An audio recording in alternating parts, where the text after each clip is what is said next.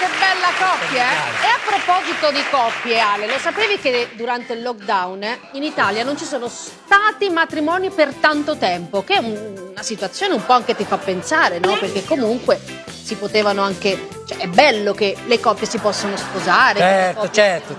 Ma tu, come sempre, non devi dire niente. Ogni volta che io tratto un argomento delicato e comunque che potresti esprimerti, tu non dici niente? E siamo a parlammo!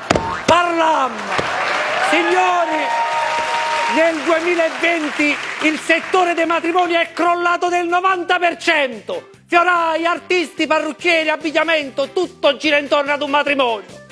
Niente di meno ad un mio amico ho detto per dargli una mano al settore. Fanno un bello matrimonio esagerato. Pensate, amici miei, invece di fare una torta piccola di 1 chilo, ha fatto una torta di 12 piani. Niente di meno, all'ultimo piano ci stavano gli sposini e a piano terra stava il portiere.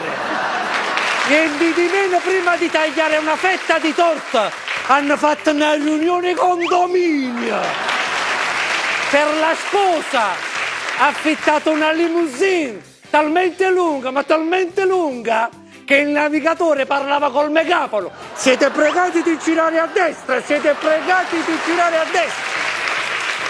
Addirittura la sposa si è cambiata 4 volte il vestito. Ha detto al nonno che non ci vede bene. E va bene che oggi i matrimoni durano poco, ma in un solo giorno cambiare 4 spose mi pare un po' esagerato. E allora, amici miei, sposatevi! Il matrimonio rende felici tutti, proprio tutti, tranne gli invitati e soprattutto il testimone, che quando riceve la partecipazione ha la stessa faccia di chi viene convocato in questura. Ma perché? Che ho fatto? Venite, dovete testimoniare. Un applauso agli sposi. Oggi parlato, grazie. Ma è talmente bello sposarsi, ovviamente chi vuole. Grazie. Poi il mondo è bello perché vario. Con chi parli? Con chi stai parlando? Ci vogliono dare la bomboniera, la ritiriamo più tardi. Gnam gnam la bomboniera al cioccolato. No, mi sta proprio a bomboniera. Mi piace.